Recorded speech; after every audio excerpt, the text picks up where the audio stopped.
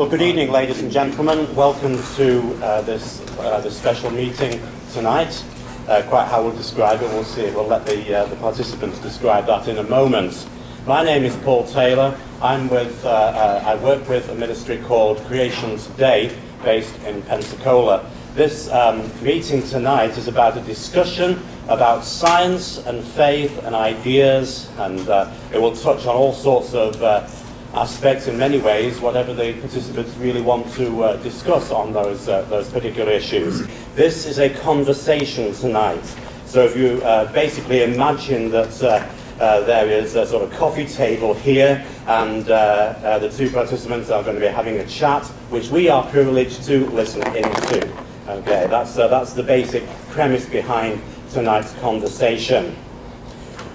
On your right, on my left, is Beth Purkhiser. Beth Purkhiser is a musician, a music teacher. Automatically has my sympathy from that point of view, because that's my background too. Beth also thinks a lot and writes a lot and blogs a lot on the subject of faith and from the point of view of atheism.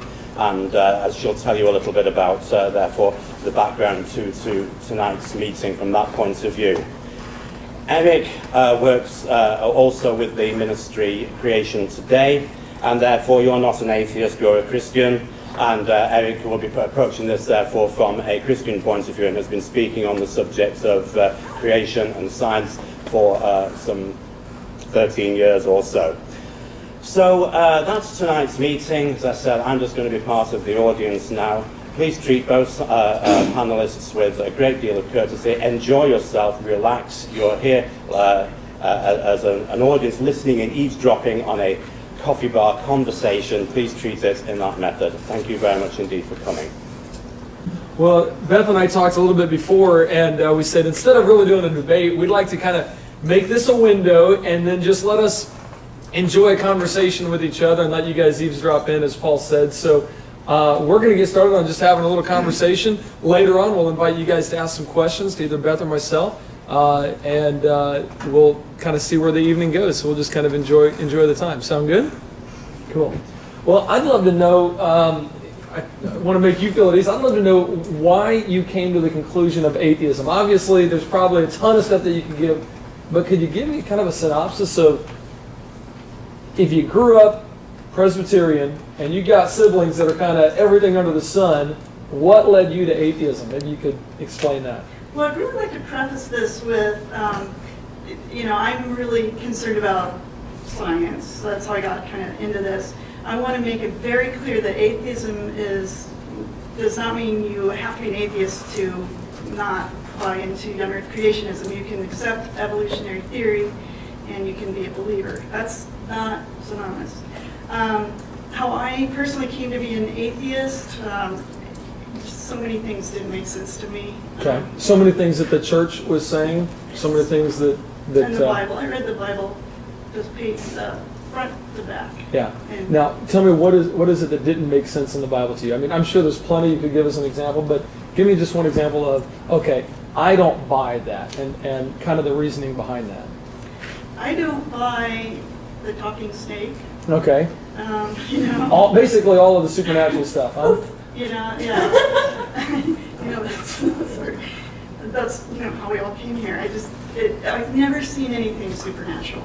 Right. Everything I've seen has been natural, and it makes sense to me.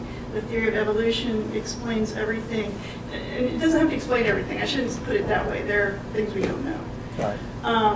But it's very plausible, and we see this happening today, so that makes sense to me. And morality is really probably the number one problem I have with Christianity. The idea that a God would send you to hell, punish you eternally for what can only be a finite crime. That's not a moral being. Okay. I want nothing to do with that. Okay. What would you consider yourself now? Would you consider yourself a full-blown atheist? Dawkins came out recently and was like, "Oh, I'm just an agnostic," but if you saw that video, he labeled himself, as far as possible, real close to an atheist, but not quite an atheist, because he says, look, it's really impossible to be a true atheist. But describe where you're at in that. Okay, well, I think that it's possible. Atheism is a very broad category, and people might argue with me on this one, but you're born an atheist. Being a theist means you have a theistic belief. You believe in a god or gods. I think the only truly intellectually honest position is agnosticism, where you don't have a positive belief that there is no God, and you're not trying to sell people on the idea that there is no God. But you don't think there is, but it's something. It's just like science. It's open to falsification. Okay. So, but I would put myself on the Dawkins schedule is 1 to 7 thing at 6.66. And you didn't get that from the Bible, did you? All right. Okay, so a question I would have then, if you're at that level, is would you say that it is impossible for God to exist, or you wouldn't go that far? It's not impossible. I think you. Oh, okay. No, I'm just okay. If I just said, is it impossible for God to exist? What would you say? I would say you really have to define what you mean when you say God, because Okay. that's not a proper name, you know. Well, I actually have a definition that Christians use. Just if it's okay, it's just Yeah, a definition. Is all it is. Let me pull it up here. God is. Sorry. Just so that you know what I will be arguing for as well, because I don't want people to be confused. Here's the definition of God. God is a spirit, infinite, eternal, and unchanging in his being, wisdom, power, holiness, justice, goodness, and truth. So my definition of God is right there, and that's what I'll be kind of wanting to talk about as we talk through this. He's a spirit. So that's kind of a simple definition of what is God. So is it impossible that a spirit exists that has all knowledge, all power, he's infinite, eternal, unchanging? Is that an impossibility that exists? I don't call that a possibility, but I don't care so much about this. This sounds weird, but this is all about, to me, this is about the afterlife. And that's why it's so important to so many people. I really care about this life, and I care about how our beliefs are affecting how we're living our lives. Okay. So what effect does religion have on society versus secularism on society and things like that? Yeah, that really depends on the religion, but of course the primary religion in America is Christianity. Right. Okay. So if this is our definition of God, you said it's not impossible for him to exist, but you just kind of don't really care about it? Well, it's not that I don't care. I don't think it can be proved. Okay. Let me ask you this question. Is it impossible for the Bible to be what it claims to be? It claims to be revelation from God. Would you say that's impossible, or do you not go that far into the impossibility realm? I feel comfortable saying it's impossible. Now I'm gonna ask you how you know that. But you say it's impossible? I say it's impossible, and I'm putting forth, I want to be very clear, I'm putting forth my opinion. Okay, yeah, that's fine. Okay, I don't represent all atheists or anything like that. In my opinion, I can't. Science contradicts it. Some of the Bible is really interesting. Some is very poetic. It's interesting from a historical perspective and as literature. But, oh my gosh. I know you can argue that there are no contradictions or anything, but to my own common sense, there are a lot of contradictions. And the morality issue, again, it comes down to that. It comes up. Okay. Yeah. So you're saying it's impossible to be what the Bible claims to be, which is revelation from God. I believe it's impossible, and I definitely believe it's would be a very bad thing. Okay. And when I ask you how you know that, you're going to say contradictions or things like that. Yeah. Okay. Did you want to ask me any questions now, or do you want me to? Okay, sure. You obviously are a young Earth creationist. I am. Do you think that somebody who just believes in God but doesn't take a literal view of Genesis is in peril of their immortal soul because of it? Well, the Bible's actually really clear on what is necessary for salvation. It actually keeps it really simple. It says you must believe that Jesus Christ is who he claimed to be, which is God. You must believe that he is, And you must believe in the gospel that Jesus Christ died, was buried, and rose again. So if you have a misunderstanding that God used evolution when it doesn't teach that in his revelation, I'd say you're misinformed.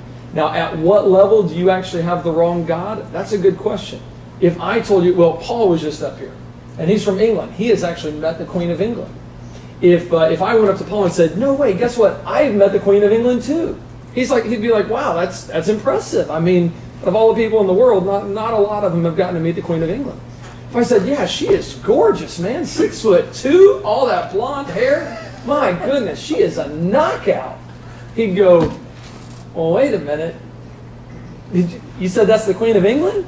If I'm not describing a shorter, older woman with white hair, he's going to wonder if I really have the right person.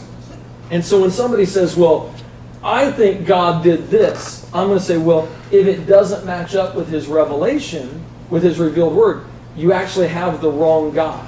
So at what level is it the wrong God and you don't have the right Jesus? That's a good question. That'd make a great dialogue for a theistic evolutionist and a young earth creationist to say, okay, at what level is it actually not the right God? But am I going to say that it's impossible for them to repent and trust in Christ as their Savior? No, it is not. Does that make sense? Sure. Okay. As an atheist, though, since I don't have to go into the theology, are we in peril of being sent to hell by the Queen of England? No, we're not. From the Queen of England? Just making sure. No. She can kick you out of her country.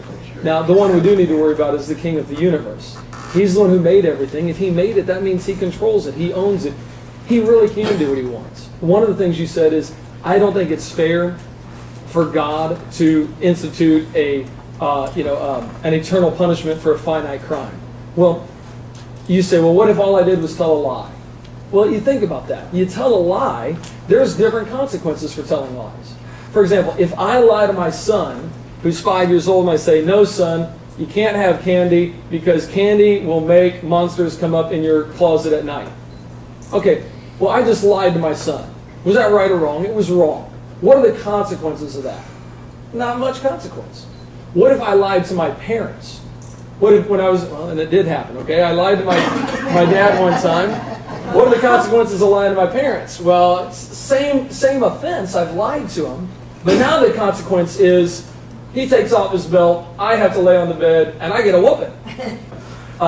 What if I lied to a police officer? Well, now I'm getting, it's the same offense, but it's who I'm lying to. What if I lie to a judge? Now I can be thrown in jail. And you say, are you kidding me? You're thrown in jail just for telling a lie? It's not just the fact that it's a lie, that it's a finite sin. It's who you've offended. So when you lie, especially when you lie to the creator of the universe, he does have a right to have an infinite crime because we've underestimated. Anytime we say that it's just, I can't believe God would do that, we're underestimating who God is. So that's the way I would describe kind of why God can institute whatever fine he wants. And anytime we tell him that he's doing it right or he's doing it wrong, it's kind of like, well, whose morality are you using to determine if he's doing it right or wrong? We end up using our own morality and putting our own morality above the creator of the universe's morality.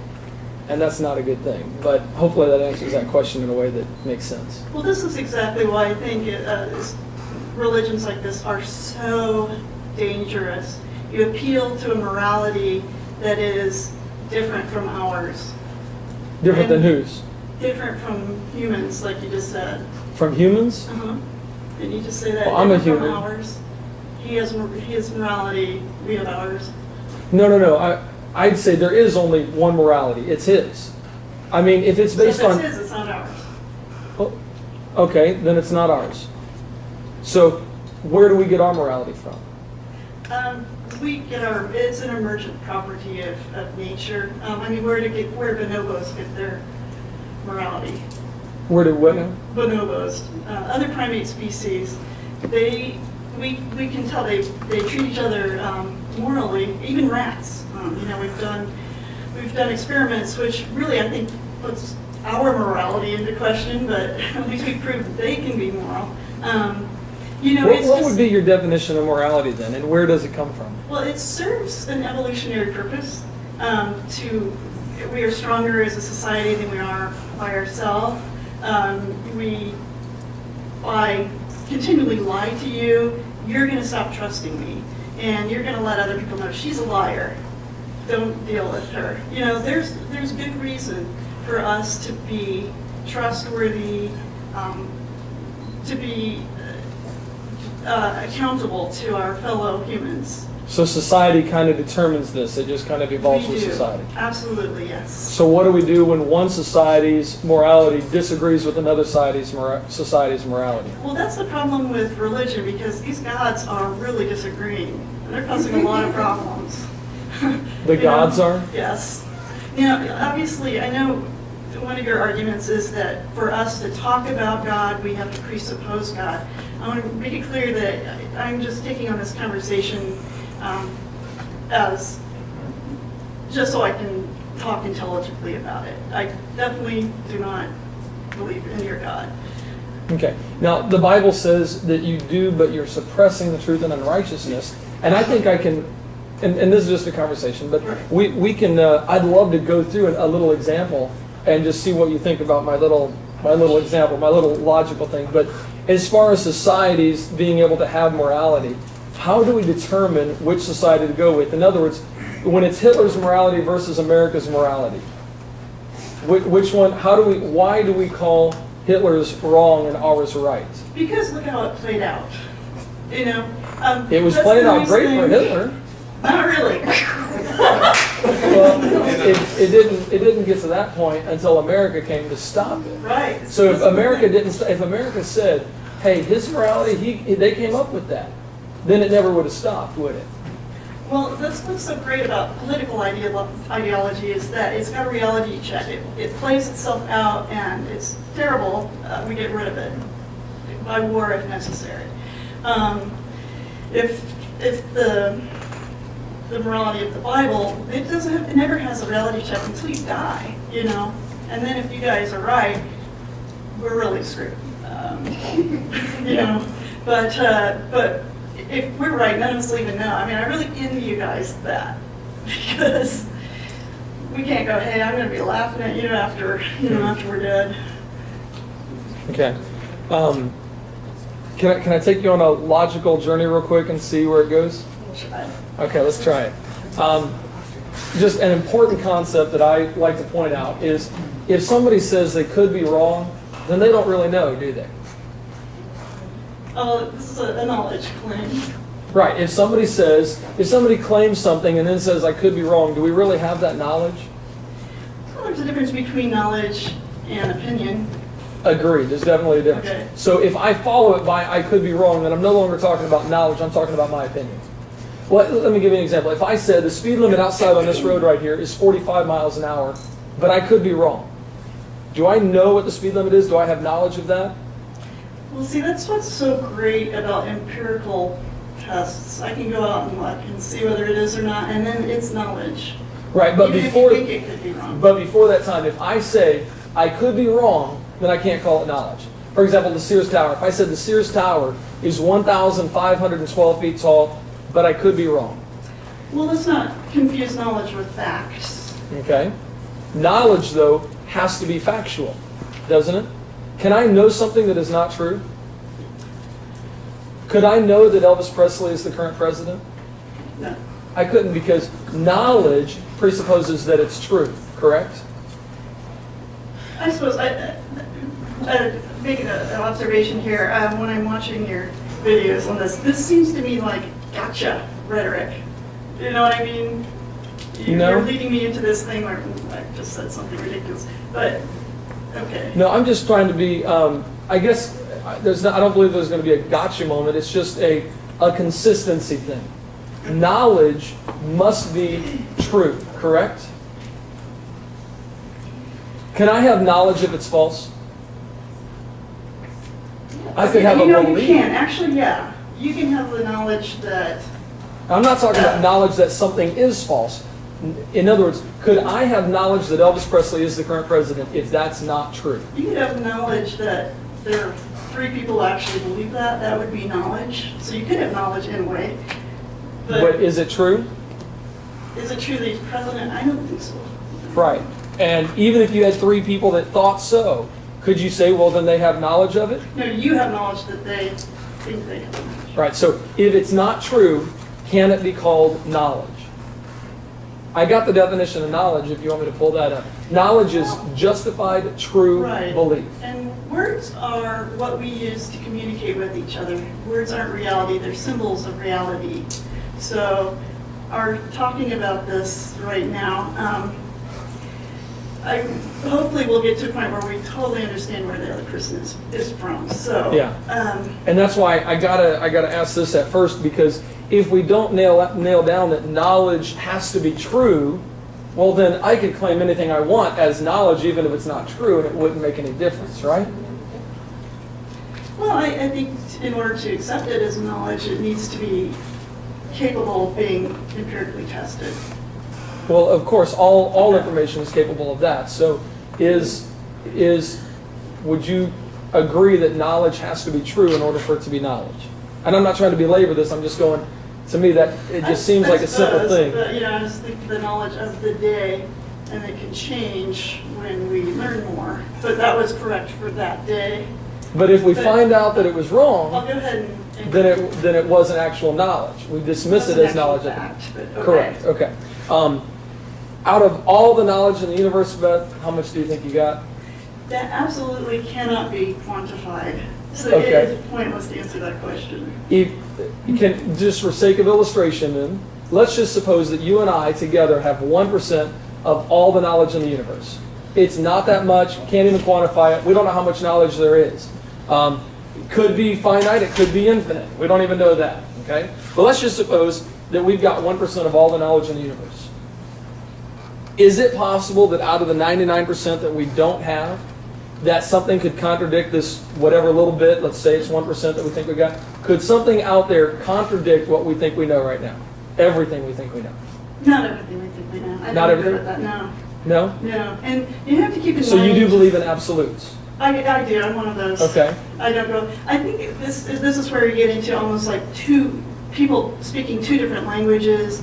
Philosophers speak a much deeper language. You know, it's like they're considering every little contingency. So if you're talking to somebody trained in philosophy, they might actually answer that question differently. I feel comfortable sticking with the absolutes. And So you're saying there's nothing in that 99, in that vast amount that you don't know, there's no way that something could contradict what you know right now. There's no possible way that could happen. well, as you said, the only thing I could know is something that's true. So And that's what I'm if getting it to. contradicts, then it wasn't knowledge in the first place. Correct. Right. So I would like to point out too that knowledge is a little bit different from facts in that you can't have knowledge without having a conscious mind. That's part of it, the subjective you can experience. have knowledge without a conscious mind? No, you have to have you have to have a conscious mind to even have knowledge. I mean, Okay, if this yeah, universe had, okay, Yeah, I agree with that. okay. Yep. So the only way for all the knowledge to be known would, I guess, be if your hypothesis is right, that there's a God that knows everything. And Yeah, so I'm going to ask you that out of this 1% of things that you say, no, there's things in here that I can know absolutely for sure. How do you know that it can't be ever contradicted? to me, that I don't really care. I mean, it's just this is going down the. Yeah, but how do you know it? Matter. How do you know that what you have right now, the knowledge you have, can never, ever, ever be contradicted? How do you know that? Because, I mean, I know I'm talking to you right now. How do you know that? It's ridiculous to suppose otherwise. I'm okay with just calling it, well, we're going into the ridiculous area, you know, which isn't going to further human knowledge at all. And that's kind of why we're here. Right, but if I were to ask you, how do you know that we're talking right now? What would you appeal to? What would be your justification? You want me to say that I'm appealing to my sense. Well, is that what you're appealing to? Our sense of the world. Okay. I'm going to give you that. So you're appealing to your senses that, hey, my senses tell me that we're talking right now, and therefore we're talking right now. Of course, that's how we apprehend the world. Right. So if we keep going back, though, to the infinite regress, how do you know that your senses are even valid? Well, okay, I know you got into this with Thunderfoot, and Yeah. you know, he started talking about the basal assumptions. Right. the universe exists. 2, you can learn something about reality. 3, models with predictive capability are better than models without. To me, those exist for the purpose of keeping us from wandering into ridiculous conversations. That's why they're there. Because it's almost, it seems ironic to me that we spend a lot of time talking about knowledge in this way, and your movement, it spreads a lot of false information.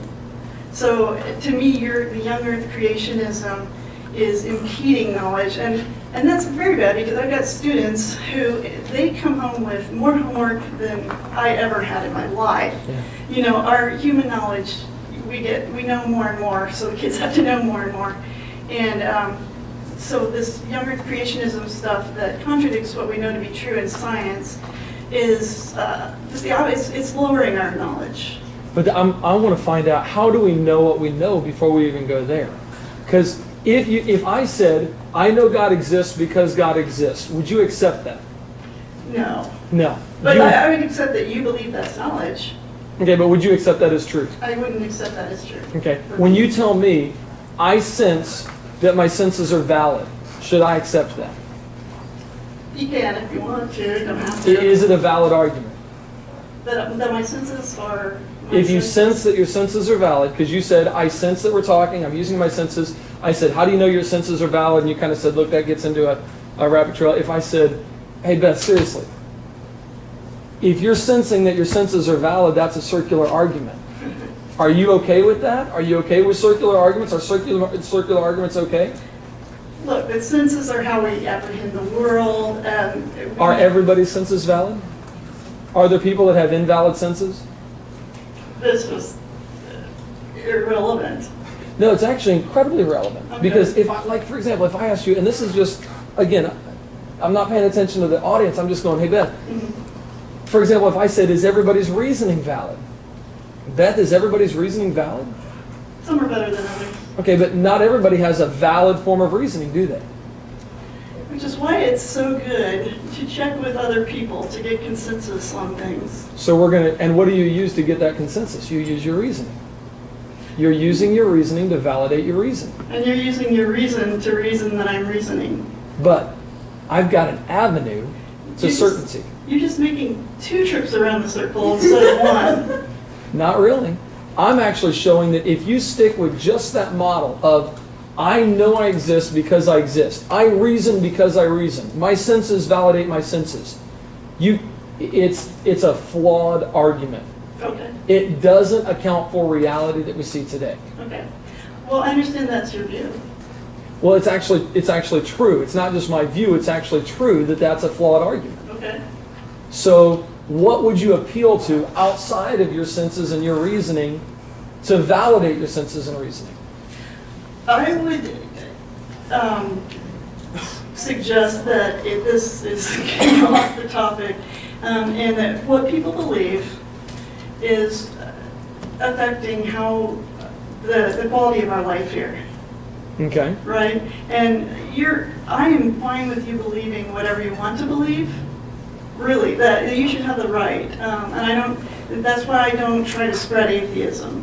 I don't try to make other people atheists, even though I'm a big mouth. I was going to say, hang on, your Facebook page, you are really, really, really trying to promote atheism. I'm putting mine too out there. Why would you do that? I don't think I've ever converted a single person, so I guess that's why I'm a big mouth. They're not going to believe me anyway.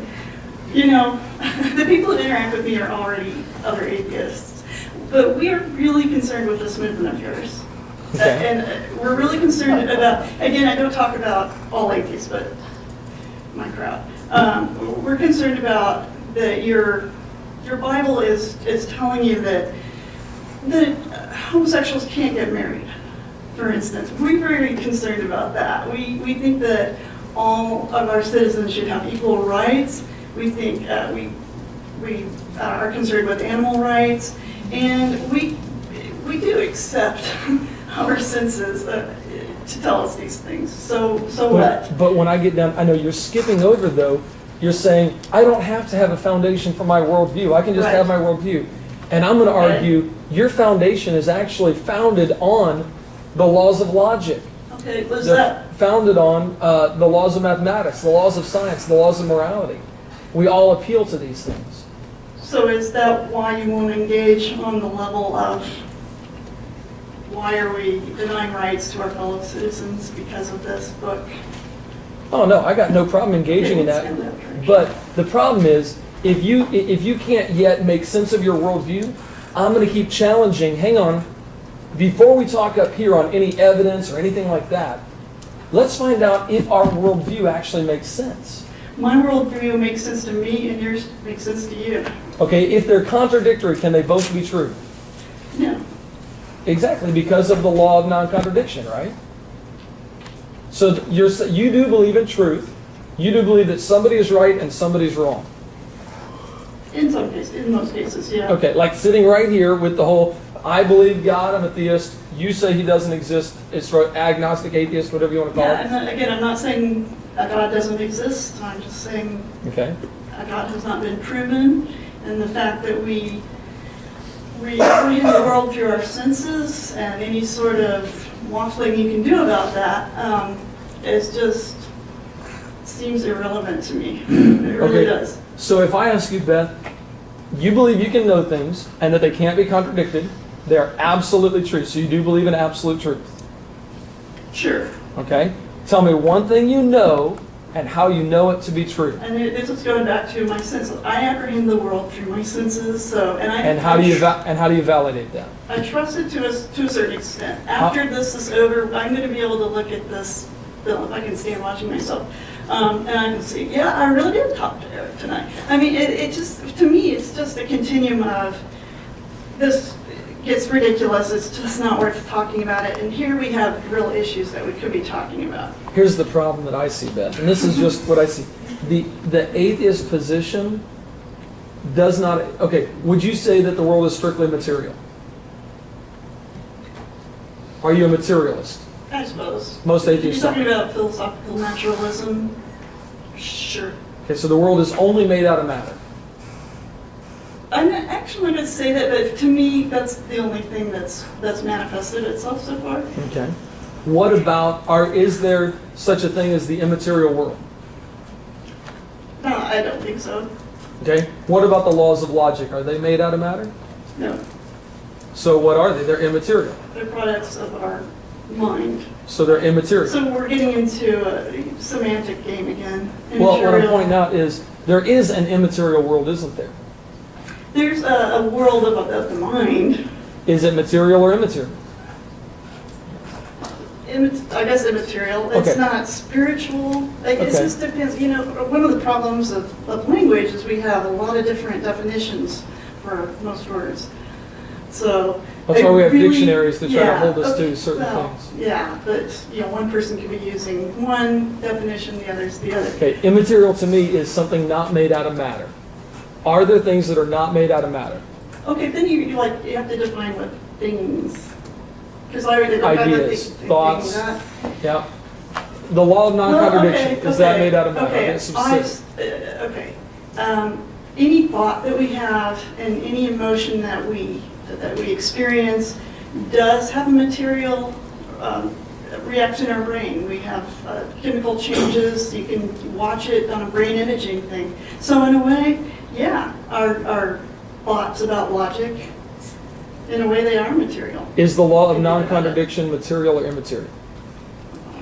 This is so irrelevant. Well, I see it as incredibly relevant because for a materialist to say, most atheists are materialists. They'll say, hey, the natural world is all there is, the material world is all there is. And I'm going to say, well, the immaterial laws of logic, the immaterial laws of mathematics, the immaterial laws of science, they all existed, whether the material world is here or not, right? Laws of logic, blah, blah. Yeah, actually, no. I think they have a subjective nature to them that... So man invented the laws of logic? Man understands them. Man is here to have that subjective experience with the material world. We are material. And that's our understanding of it.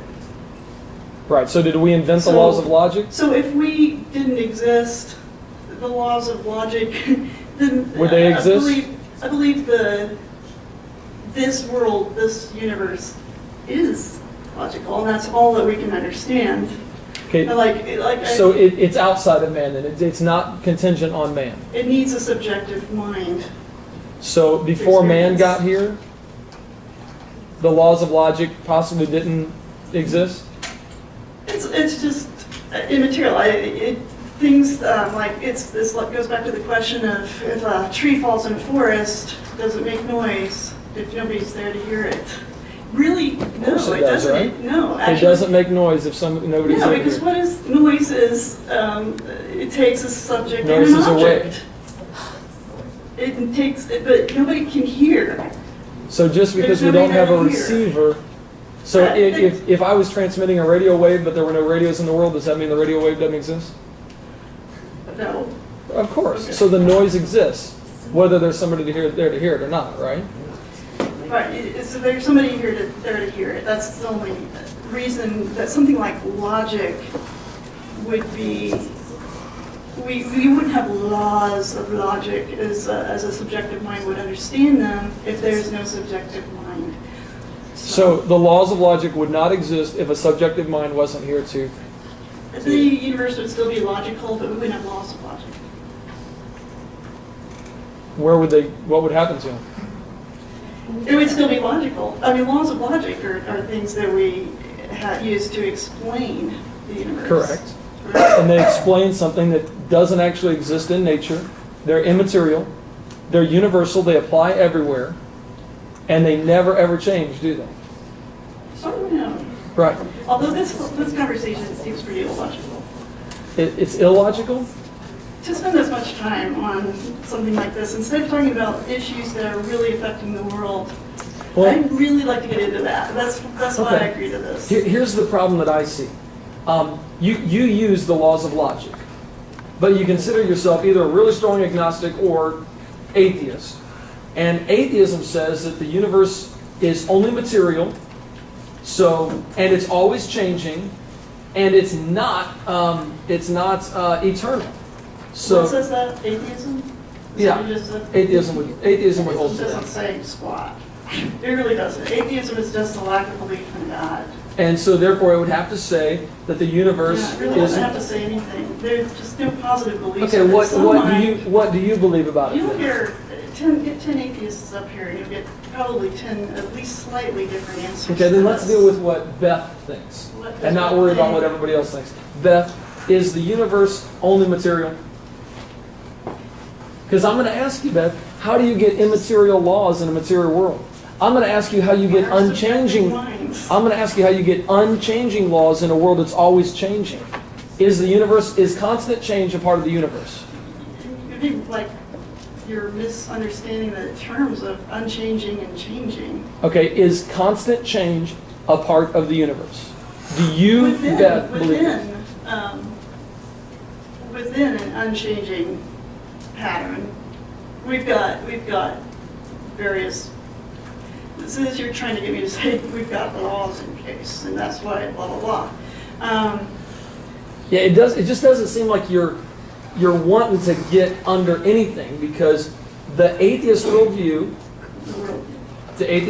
would hold your worldview, Beth.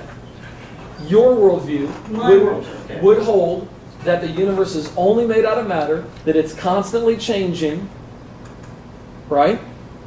Yeah, I mean, sure, of course it changes. And that it's not necessarily eternal. No, it's not necessarily eternal. Okay. We have space time, and it's right. We wouldn't have time if the universe didn't change. Yet you use laws of logic, laws of science, laws of math, and laws of morality that are universal, immaterial, and they don't ever change. I'm asking, how can your world, your worldview is exact opposite of everything you use, laws of logic, laws of mathematics, laws of science, and laws of morality. How can you account for those things? Because everything you're going to give me is, okay, science says this. Morality is like this. And I'm going to say, hold it. Beth, your worldview can't even say that there is a universal, immaterial, unchanging law of math, logic, science, or morality. Okay. It can't even get off the ground to even have that discussion. I brought something in case this conversation went this way. This is thanks to concordance on the Magic Sandwich Show. Because it sounded pretty intelligent, and no way am I going to sound this intelligent. The problem is you don't account for an objective and absolute moral, scientific, and logical law. If God exists, we can't use our reason to prove he or she doesn't. We can't account for reason in the Christian worldview because you can't account for objective logical absolutes. In your Christian worldview, the laws of logic are subjective and limited because they are contingent upon a God and not the other way around. You said yourself that you surrender your reason to this being. You would have to accept anything, no matter how illogical. 2 + 2 = 5, for instance.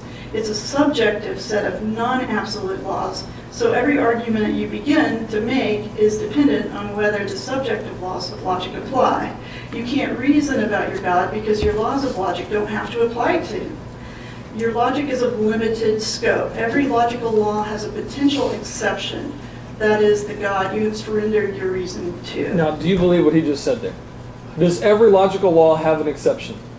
Definitely not. He's describing your worldview, where a God exists who can be logical and illogical at the same time. No, our worldview does not teach that.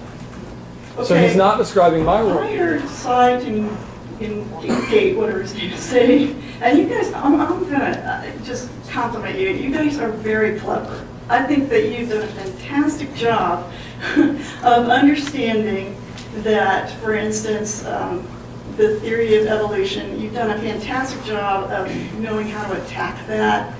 Without knowing science, you're very sophisticated knowing how to attack science. And this stuff is very clever too. Well, and Beth, I gotta say, my goal is not to attack science. I love science. I agree with science. Okay. I really do. Well, let's talk about science, My shall honest we? goal here, Beth, is Talking I snake. care about people. Yeah, okay. If the God of the Bible who is all-powerful, could he make a snake talk? I care about people too, which is why I wanted to talk about how human is affecting education. Could an all-powerful rights, God? human rights. Could an all-powerful God make a snake talk? That's why I don't believe in an all-powerful God. It's ludicrous. Let's get right down to the heart of this then, Beth. If I could right here, right now, give you enough evidence and prove the God of the Bible, said, look, and you said, wow, Eric, you did it. If I could do that, would you worship him? If I could prove God would have to. I'm not I talking. supposed to be worthy of worship, but I mean, it's hard for me to imagine. Try to imagine a leader. I mean, really, who do we know for sure? We know people. We don't know gods. We can think we know gods. Would you want to follow a leader who wants your constant worship and you better be grateful to me and that just seems rather odd. I just can't imagine that a God who would create this entire universe would be concerned with our every... But see, it's actually the exact opposite of that. Okay. It's not that, it's that he is worthy of that. And he is. Does he send people to hell? He created everything. Did he use evolution to do it? No, he didn't. He didn't use evolution to do it. Why not? Why didn't he use evolution? He chose not to. He told us exactly how he did it in his revealed word. And that's why I still want to ask you, I still want to challenge you on, could you be wrong about what you know? Because if I said I know something absolutely for sure that God is God, you're going to say, well, how do you know that? No, I'm not. I'm going to say that's fine. But Okay. let's talk about I evolution. know that God is God. Okay. Okay, so have you accepted that? Do you believe that now? I believe it. You believe it? I know, but do you believe it? If I said he's God, do you now accept that as true? No. Right. So that's not enough for you, right? But that's what you're trying to say to me. I don't say that you have to believe me. I'm really not trying to sell atheism. What I'm trying to sell, or really, you shouldn't even use that word sell. So my stuff is for free back there. There's a paper that has just a fantastic links on it that has just a million videos about evolution, about how the brain works, confirmation bias, consciousness.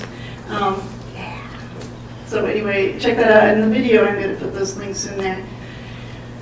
And I still got to ask, is all of that absolutely true and it can never, ever, ever be contradicted? Science is falsifiable. Okay, so you don't know. If it can be falsified, then you can't declare it as absolute truth. I don't care about declaring it. I think that we can meet as adults and discuss how we can live together more peacefully than, having these fights over, well, evolution didn't happen. I really want to get to that. We've been talking about this for close to an hour. Yeah. Evolution, microevolution versus macroevolution. What do you have to say about that?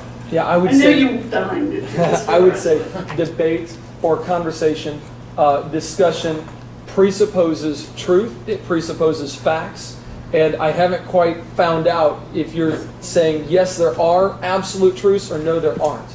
Because if you hold to no, there are not absolute truths, I'm going to ask you, how do you know that? Because you're making an absolute truth claim. If you say that there are absolute truth, and then you give me your foundation for that absolute truth, and you justify that, then we're able to talk about microevolution, macroevolution. We're able to talk about all of that.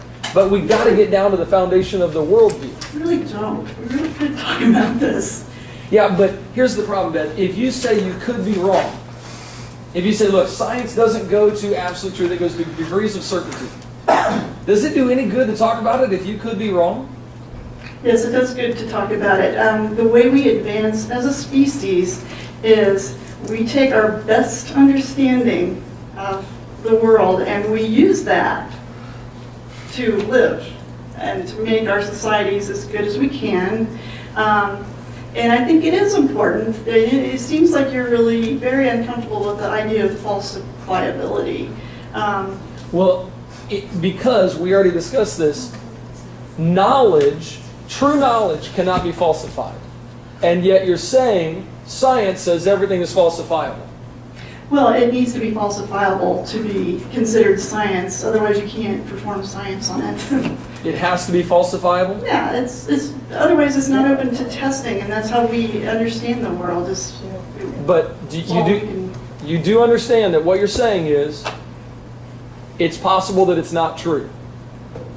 It's not possible that everything that we've figured out is not true. It is not possible. Is everything falsifiable? If we get new evidence, that's a little bit more open. But the probability, I think that's what we get down to probability. What's the probability? Let's say you've got somebody on trial for murder, and the evidence is he copped to it. I just blew that guy away. He deserved it. You've got DNA evidence. You've got a video of him, and you've got 100 eyewitnesses. Is it okay to say we have knowledge that guy is guilty? There's such a thing as an overpreponderance of evidence that we can say, okay, maybe the apple's going to come up in the sky tomorrow rather than the sun, but does it do us any good to discuss that? It's so ridiculous that it's not worth taking time to discuss. But knowledge has to be true. So if you're about to talk about stuff that you say, this is all falsifiable, I'm going to go back to your very worldview and I'm going to say, but Beth, if it all could be wrong, like for example, is everything falsifiable? The claim that everything should be falsifiable. No, it needs to be subject to falsification in order for us to make claims about it. Is that subject to falsification, what you just said? This is just silly. No, I'm really serious too. We've talked about this for a while. But what you're saying is, I don't care if I have a foundation. I don't care if everything I say is wrong. That doesn't matter to me. I think it's a ridiculous supposition that everything I say could be wrong. Armin Ra answered. By the way, his name's Aaron, not Aaron. Armin Ra had to answer that. It's like we're all wrong to some degree about things.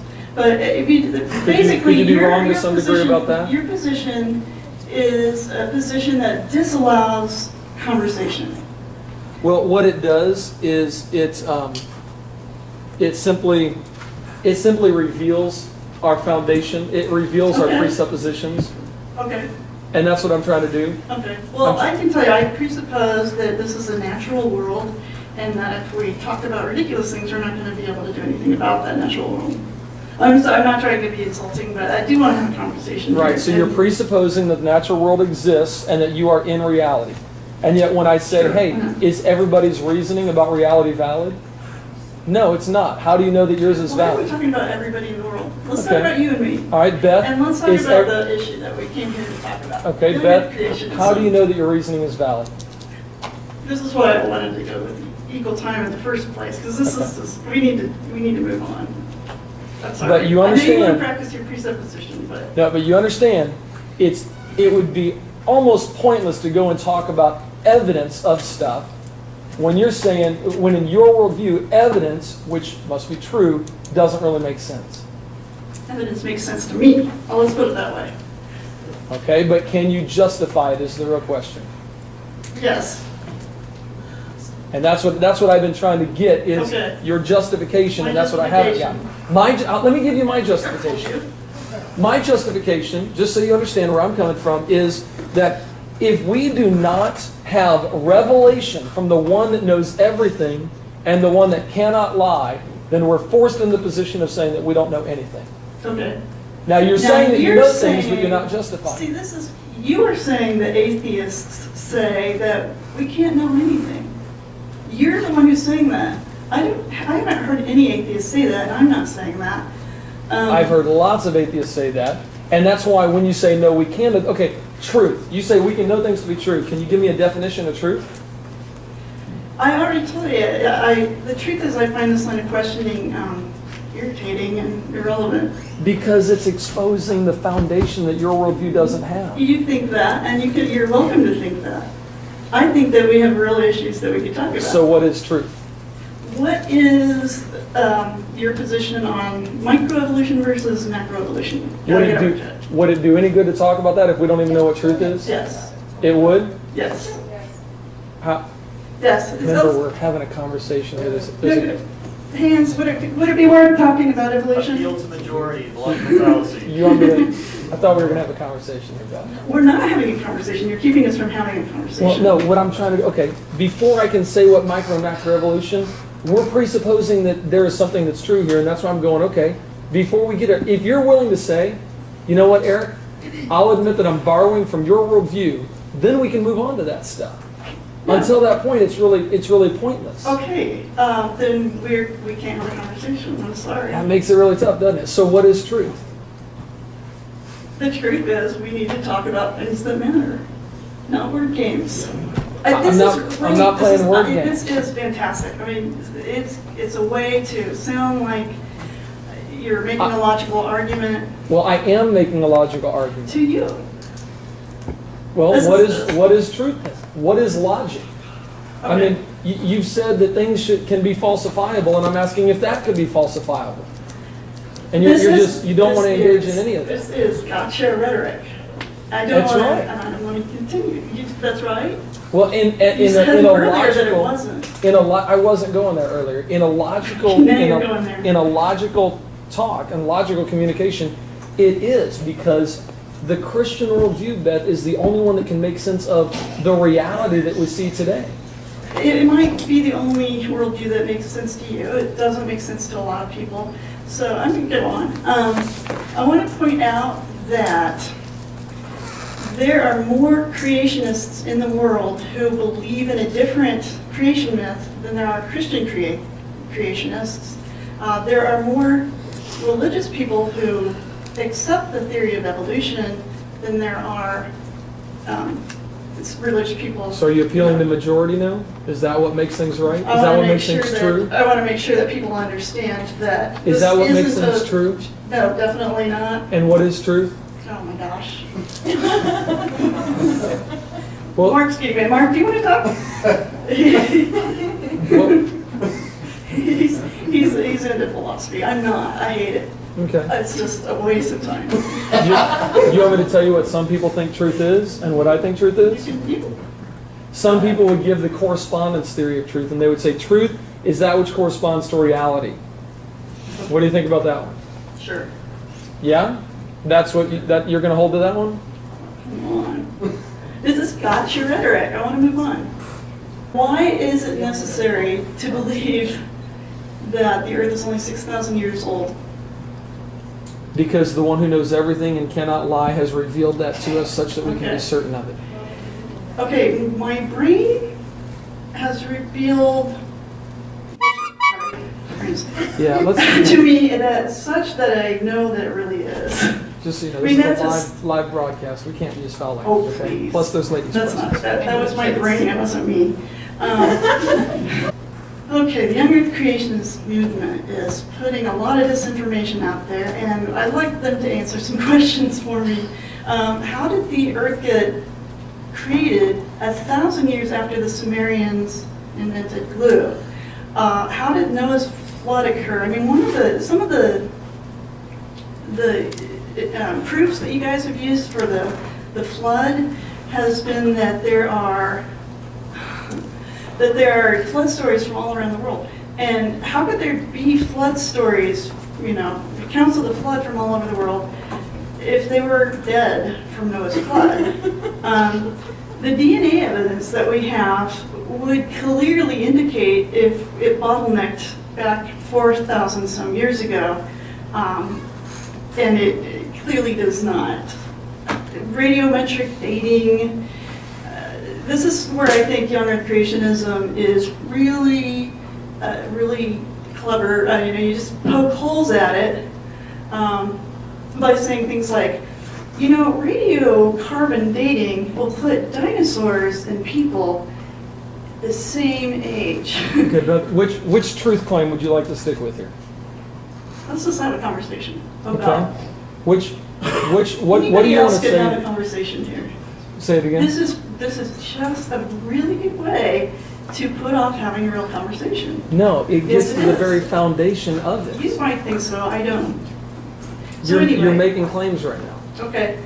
So anyway, I guess I'll just go on. So anyway, radiocarbon dating only goes back 50 to 60,000 years. So anytime you test that on a fossilized dinosaur, it's going to say it's no older than 50 or 60,000 years. It's not the right radioactive clock to use. There are different radioactive clocks. The scientists know the exceptions to these things, like there's exceptions in riverbeds, and they will publish these, and then creationists will jump on it and say, well, radiometric dating doesn't work here, and it looks like, oh my gosh, it's not very reliable. Well, scientists know when it's not reliable. They know why it's not reliable. And I'm going to appeal to common sense here. Who would know more about science? Scientists or religion or non-scientists?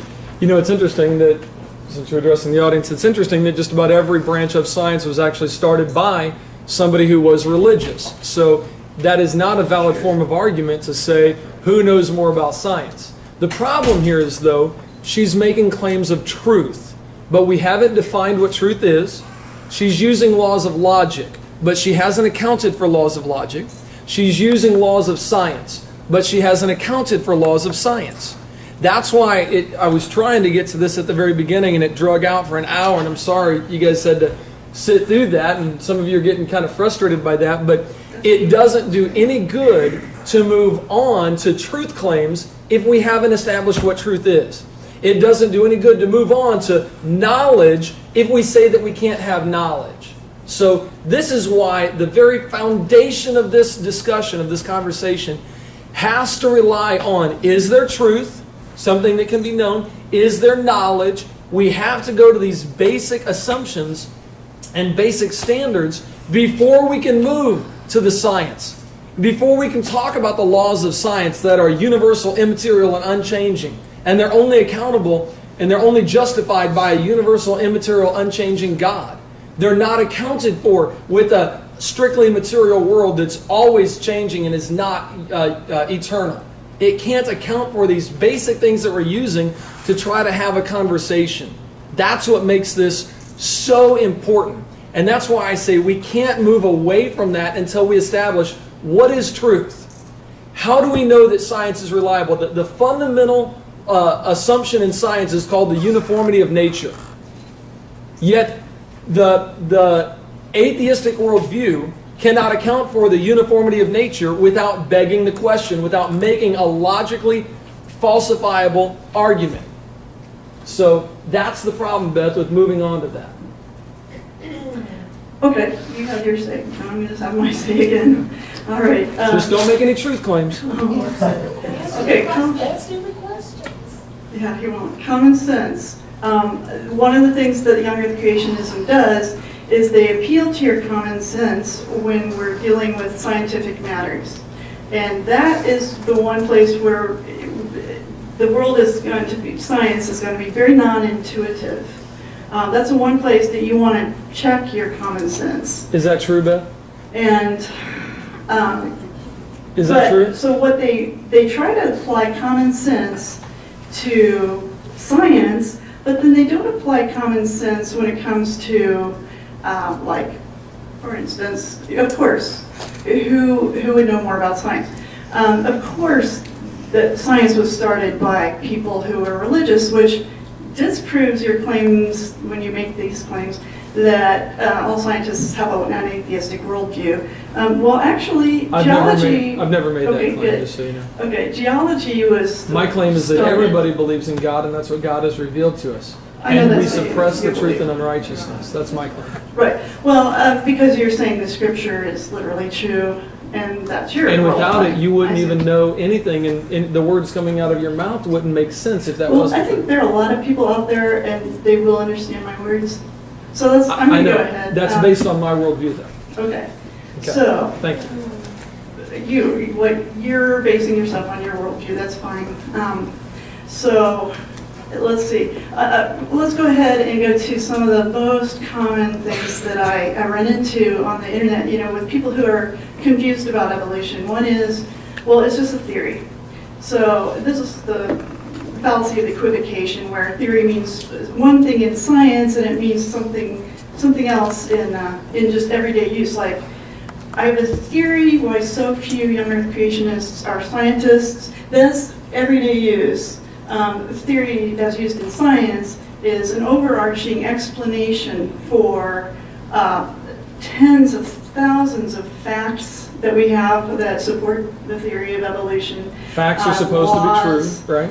And so those two things, that's one thing I'd like to clear up. Let's see. Why do if we come from monkeys, why are there still monkeys? That's a common one. Well, we had a common ancestor with monkeys. we share 98% of our DNA with chimpanzees. Is that true? And Yes. thank you. But we don't even know what truth is yet. That's just crazy. And most people will understand that that's just nonsense. Well, it doesn't do any good to make it. You just made a truth claim. Well, Let me we're ask. going back Let me ask to, you Okay. get to talk, I get We're to not- talk, because we're- you're we're really not- refusing to have a We're conversation. 90. I'm trying to. You're You're- addressing the you're audience. refusing- I'm trying to have a conversation. Of course I'm, they might be willing to Okay, listen you to say me. we're 98% similar to chimps. Well, How do you know share that? DNA. You just made a truth claim. I want to know how you know that that's true. So anyway, So you don't want to have a conversation anymore? not at Please all. answer the question. Presupposition. Yeah. Why? Because your presuppositions don't work? We're going on. I can see why you want that to. one. I can see why you want to avoid that, I Beth. can see why I wanted to point you. I asked you not to interrupt me over and over because it would throw me. And so, oh, I won't do that. Well, you began doing that. We also said we were going to have a conversation, and you began talking to the I audience. tried. We had an hour to talk about presuppositionalism. So you want to lecture Now, now? I Is that won't what you start want to do? you. I won't start this conversation until you admit I'm right and you're wrong. And That's so not a you, conversation. yeah, let's have a conversation. Let's start it with our perspective worldviews. My worldview says absolute truth exists. What does your worldview say, Beth? My absolute worldview is that your movement is harming our country. Okay, that's a truth claim. How do you know that to be true? I Absolutely know true. because homosexuals can't get married. Why do you have the right to stop them from getting married because you happen to believe it's absolutely true that your God is true? Okay, you can believe that. What do you know to be absolutely true then? What? Name one thing that's absolutely true. Yeah, I'm comfortable saying scientific fact is true. Absolutely But you true. just said that to do science, it has to be falsifiable. If it's falsifiable, That's how we know it's it's not true. necessarily That's true. how we know. Facts, once you get to be, you have facts, those are facts. Those aren't falsifiable. Theories are falsifiable. Well, you're not justifying your position, Beth, and that's So the problem. that's okay. You don't have to justify your position? So I can say whatever I want without justifying it, and it's okay. Okay. That's what you just said. Sure. You said it doesn't matter. I think that most people will understand what I'm saying. I think most people understand that we haven't gotten the justification for our belief system from you. I've justified mine. I've said, I know what I know based on revelation from the one who knows everything. I'm asking you how you know what you know, and we've gotten nothing yet other than it doesn't matter, that's ridiculous, that's silly talk. So I know what I know based on revelation from God. How do you know what you know, Beth? I know what I know. How do you know that? It's uniformity, facts that remain facts, and let's see, what else can we? Okay, here's another one that creationists claim that. Okay, creationists claim that if evolution was true, you would have like a crocodile turning into a good duck. Since we don't see that, How do you know that, Beth? then evolution can't be true. Really, what that is, that would Hang be. on. How do you know that? You just made a claim. I want to know how you know that to be true. That would be creationism. If something magically just turned into half of something else, that evolution doesn't happen that way. How do you know that to be true? So, You see, Beth? evolution is, as we see evolution, they always are saying you can see microevolution, so we believe microevolution, but it can't change into a different species. All they're talking about is a time issue. How do you know that to be true, Beth? Microevolution, I've played your philosophy games. But you're not. Can I get up here and just say whatever I want without justifying it? You have. No, can I say, hey, pink bunnies eat green grass in the snow on top of Mars? If you said, how do you know that to be true? You would expect the Christian to justify his claim. That's right. I'm asking the atheist to justify her claim, and she's saying, I don't have to. That's right. Because it's not ridiculous. Yeah, that's true. It's How not do you know that? ridiculous. How do you know that to be true? You just made a claim. It's not ridiculous. How do you know that that's not They true? ridiculous by talking about scientific facts. How do you know that that's true? Jeff was saying you wanted some Q&A. Okay, we'll do some Q&A since this hasn't gone anywhere. And let me finish with this. Jesus did not die just to save souls for eternity. He died to save our very reason, our very thought process right now. And if we don't start with the God of Scripture, we can't justify our reasoning. We can't justify our thoughts. We can't justify truth. Nothing is justified. Okay. Okay. Jesus kind of stole the act from Horus and Mithras. There are a lot How do you of know that to be true, gods. Beth? There are a lot of gods that did the same thing. They died, were resurrected after 3 days. Do you know they died that? for our sins. Do you know that? They. Are you going to justify any claim you make? It kind of makes it's odd that suddenly Jesus would come along and the story has already been told these other ways. So that kind of that lends a lot of skepticism to me for Okay, your hey, Beth? Jesus claims. No, he didn't. You know he didn't what? No, he didn't. That's not true. Are we both right? Because you won't justify your truth claim. You're trying to make truth claims. I'll just deny it and say, no, he didn't. Okay, that's fine. Okay, so really conversation doesn't No, matter? the conversation is not possible between us. So I think we should just do equal time. We should go to that. Okay, so we'll have So questions, it's but I just want to point substance. out that you are refusing to justify anything you say. I'm trying to justify what I say. I'm getting down to the very Your foundation. definition of justify, I would prefer to justify by It's 'cause you what we can't know justify, Beth. as How do we know what we know? What we know? How do we know? You want to that? go to quick Q&A? Okay. Question. Well, here's what we'll do. We'll go back and forth. Somebody have a question for Beth. Somebody have a question for me. We'll go back and forth just to make it fair like that. Okay? So question number 1. Who's it for? It's for you. Okay. It's a simple question. You're human, so you perceive, do you not? I do. So, if you perceive, then, like when you were saying her sense, she knows her senses are real by her senses. You perceive in the same way she does because you are human. In that sense, you also perceive the Bible in the same way she does, or would perceive the Bible because you are human.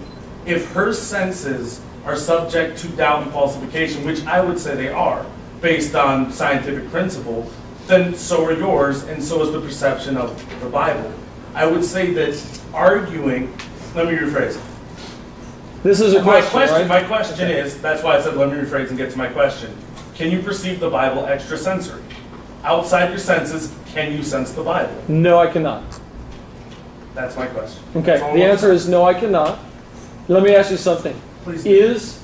Well, I guess we're taking questions. Yeah, that's why. Let me just follow that up with a statement then. What you just claimed was, you would agree that you sense that your senses are valid, right? My senses are my only tool. Could your senses Everything be? we perceive is what we perceive. Is it possible that your senses are not reliable? That is more than possible, but it's Okay. possible. So for how all do you know humanity. that? How do you know that they're not deceiving you right now?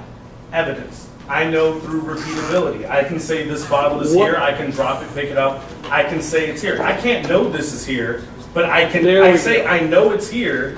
No, you just based said on you can't. I say I know it's here Rhetoric. based That's what he's on. using. Hold on. I say I know it's here based on preponderance of evidence. What are you the grand using to interpret that evidence? Tactile. I'm using my sense of touch. There we go. We're using our senses to validate our senses. Which is, and that's how all humans work. Okay. You can't perceive outside of sensory input. Is that circular?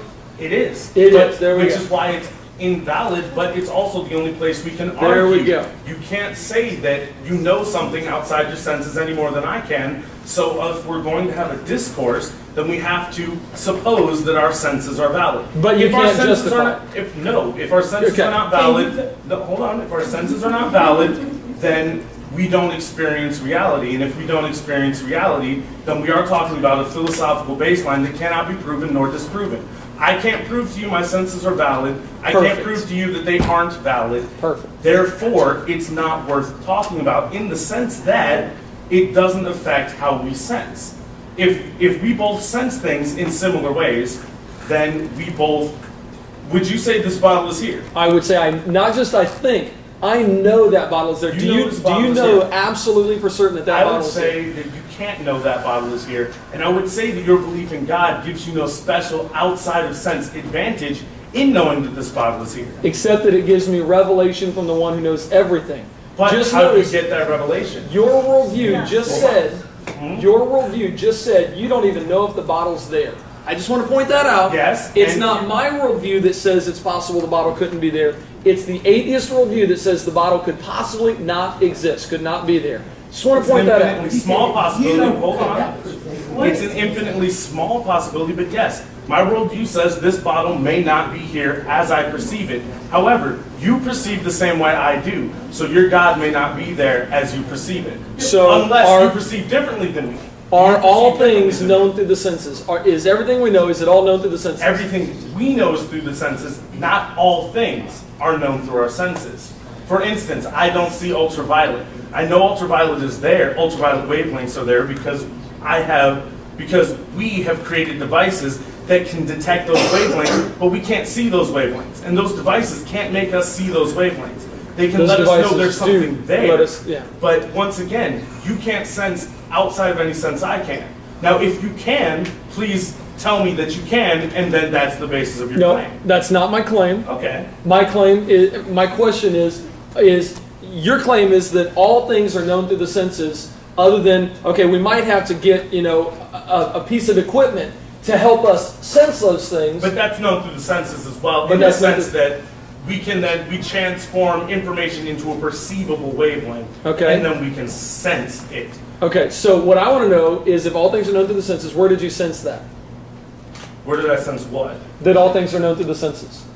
Once again, circular. You just said, I can't justify it. It's circular logic. So, Right. then it must be false. But you can't sense in any way I can. The reason I think this is unuseful discourse is that The same way that I can say, I don't know this bottle is here, or you can say to me, your worldview says you don't know this bottle is here. You are absolutely correct. Yeah, your worldview says that. But what my worldview also says is that we as humans perceive the world as humans. We can't perceive it in any other way. How do you know that? Could you be wrong about that? I could, One but second. are you There you going go. to tell me I'm wrong about that? So you don't know about that. I'm going to Are butt you in. going to tell me I'm wrong about that? That's what I'm saying. Is that you No. can't perceive God in any way I can't perceive. Right. You can't perceive extrasensory things. You It's- can't prove things outside the realm of evidence. Here's the difference. You can't read the Bible without eyes. Or, well, that's not 100% true, but you can't perceive God without senses. Yeah, And your senses, just like my senses, are subject to falsifiability. Here's And the my difference. only claim here Okay. is that I have an avenue to certainty of my Okay. senses, I understand that you and think you're that. saying Through your that senses. there Here's- is no avenue, here's no the by, difference no by between- revelation from God. By revelation from God in Here's the the Bible. difference. Real quick point. Here's the difference. The atheistic worldview that he's talking about, I'm talking about, it's just we're being honest and you're making claims that are dishonest. Okay, be honest here. Can God reveal things via our senses? Could God do that? You have no Could God do special that? sensory You know what? perception that we don't. Could God We're just being reveal- honest about it. Okay, Yes. answer this question honestly then. If Could an omniscient- God reveal himself through our senses? If there exists an omnipotent and omniscient being, I would say, which is why atheism is not universal, I would say he could reveal himself through our senses the same Correct. way that ultraviolet light can be revealed to us without our senses. But here's the problem. You can't do this without evidence. And you say that the Bible is evidence. I would argue that the Bible is the claim, because the Bible was written by man. The Bible has been translated by man. Not all versions of the Bible are the same. The Bible contradicts itself. Now, I'm not suggesting that you don't have a right to have your worldview, but what I am suggesting is that you cannot, physically cannot, know God or have a direct avenue to truth that is outside your perception. It's not possible. And that is an absolute truth. Is You it can't perceive things that you cannot perceive. Is It's a it paradox. Is it impossible for the Bible to be what it claims to be? It is not impossible. It is infinitely improbable. Now- and the Bible. How would you even know that?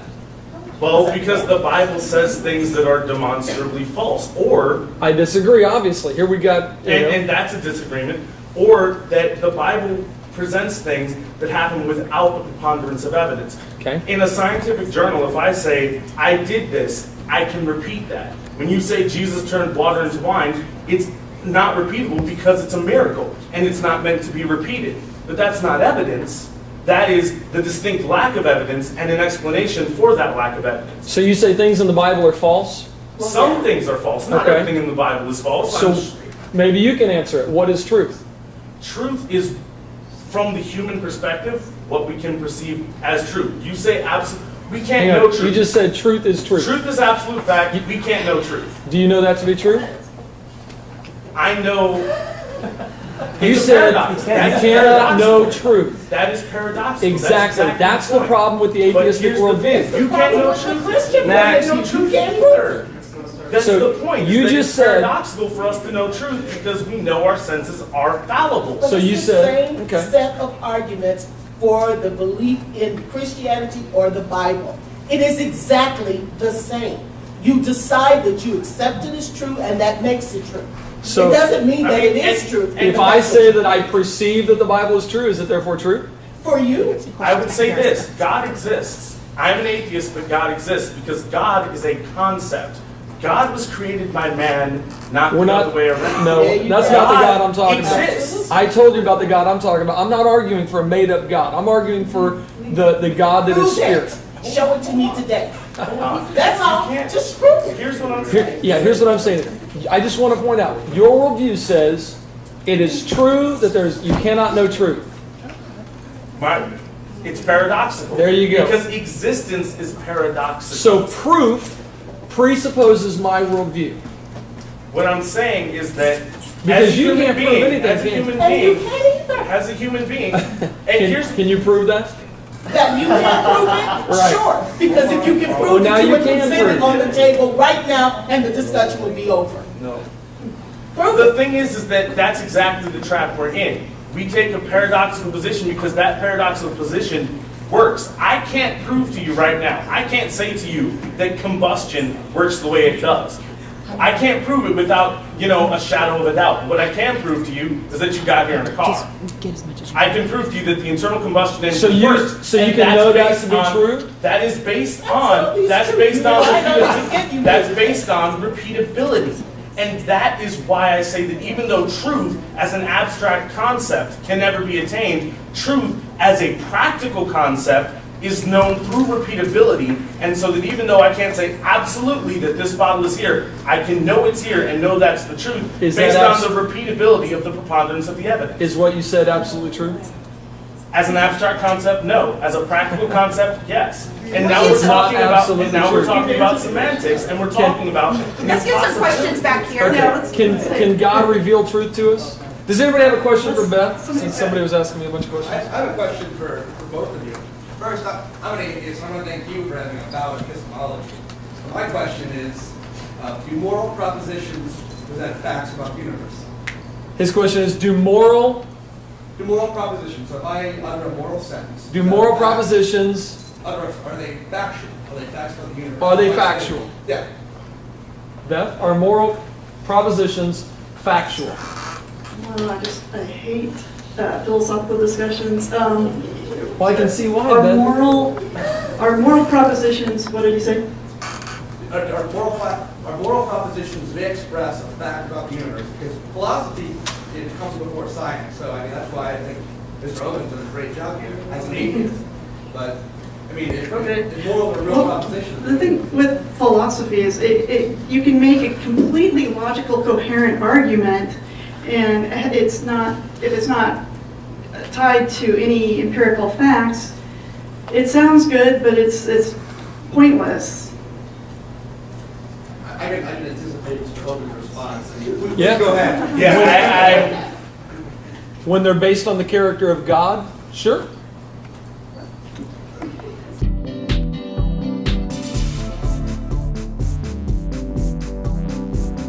You can follow me on Twitter at twitter.com/Eric Hovind.